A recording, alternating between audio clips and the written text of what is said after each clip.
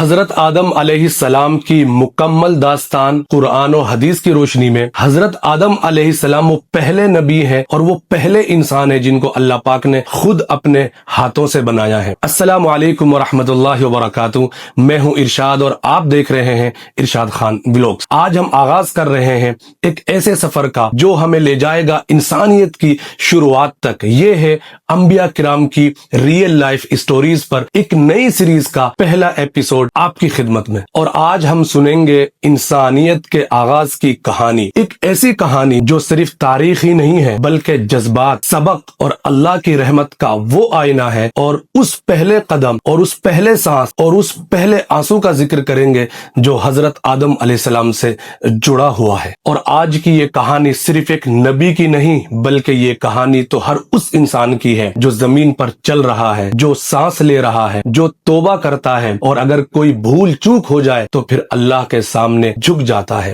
آج ہم جانیں گے کون تھے حضرت آدم علیہ السلام، کیوں اللہ پاک نے انہیں پہلا انسان اور پہلا نبی بنایا، کیوں ابلیس نے سجدہ نہیں کیا، اور زمین پر انسان کا پہلا قدم کیسے پڑا۔ چلیے دل و دماغ کو ذرا کھول کر بیٹھیے اور شروع کرتے ہیں حضرت آدم علیہ السلام کی ریئل لائف اسٹوری۔ قرآن کریم میں حضرت آدم علیہ السلام کا ذکر 19 مرتبہ آیا ہے۔ سورۃ البقرہ آیت نمبر 30 میں اللہ پاک فرماتے ہیں وَإِذْ قَالَ رَبُّكَ لِلْمَلَائِكَةِ إِنِّي جَاعِلٌ فِي الْأَرْضِ خلیفہ، جب تیرے رب نے فرشتوں سے کہا میں زمین پر اپنا نائب بنانے والا ہوں، اللہ پاک نے مختلف رنگوں کی مٹی لی، نرم، سخت، خوش تر، اور اس سے حضرت آدم علیہ السلام کا جسم بنایا۔ فرشتے حیران تھے، یہ کیسی مخلوق ہے۔ 40 دنوں تک وہ جسم یوں ہی خاموش لیٹا رہا، پھر ایک دن اللہ پاک نے اس میں روح پھونکی، اللہ اکبر۔ پھر وہ لمحہ بھی آیا جب پہلا انسان زندہ ہوا۔ حضرت آدم علیہ السلام نے اپنی آنکھیں کھولی اور زمین پر انسانیت کی ابتدا ہوئی۔ پھر اللہ پاک نے حضرت آدم علیہ السلام کو علم عطا فرمایا، اور پھر حضرت حوا علیہ السلام کو ان کا ساتھی بنایا۔ دونوں کو جنت میں رکھا جہاں سکون تھا، محبت، رحمت، سب کچھ تھا۔ بس ایک شرط تھی کہ اس پیڑ کے قریب نہ جانا، لیکن شیطان آیا اور وسوسہ ڈالا، کیا میں تمہیں ایسا راستہ نہ بتاؤں کہ تم ہمیشہ جنت میں رہو۔ حضرت آدم اور حوا سے جو چوک ہوئی اور اس پیڑ کا بھی پھل کھا لیا، پھر اس کے بعد جنتی لباس اتر گیا، شرمندہ ہوئے، آنکھوں سے آنسو جاری ہو گئے، دل لرز گیا۔ یہ انسان کی پہلی غلطی تھی، پہلی مسٹیک تھی، لیکن ساتھ ہی ساتھ پہلی توبہ بھی تھی۔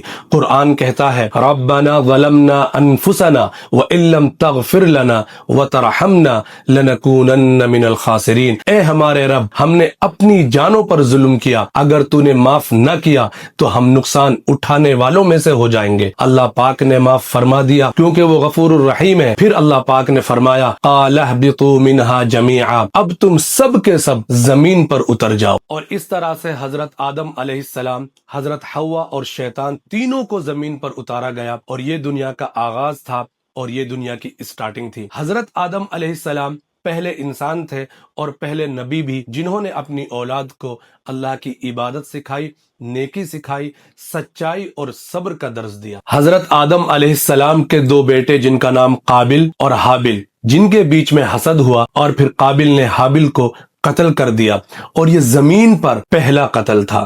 اللہ پاک نے ایک کوے کو بھیجا جو مٹی کھود رہا تھا تاکہ قابل کو دفنانا سکھایا جائے، اور یہ واقعہ ہمیں سکھاتا ہے کہ حسد، بغض اور نافرمانی تباہی لے کر آتی ہے۔ حضرت آدم علیہ السلام تقریباً 1000 سال زندہ رہے۔ وہ نبی بھی تھے، باپ بھی تھے اور استاد بھی۔ انہوں نے انسانوں کو توحید، تقوی اور انصاف کا راستہ دکھایا۔ جب ان کا وقت پورا ہوا تو فرشتوں نے ان کی روح نکالی۔ پہلا جنازہ، پہلا کفن، پہلی قبر، سب کچھ حضرت آدم علیہ السلام کے ذریعہ سکھایا گیا۔ یہ کہانی صرف ایک پاسٹ کی کہانی نہیں ہے بلکہ ہر انسان کے دل کی آواز ہے۔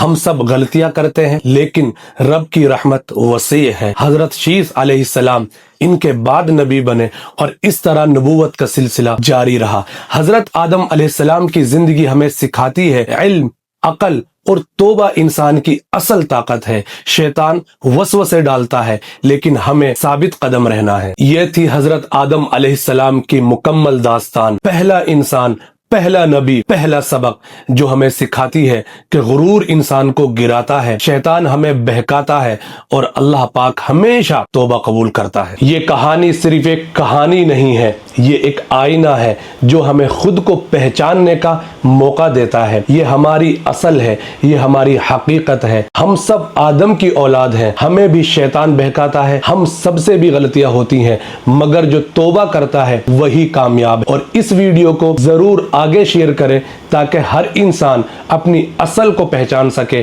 اپنی اصل تک پہنچ سکے۔ السلام علیکم ورحمۃ اللہ وبرکاتہ۔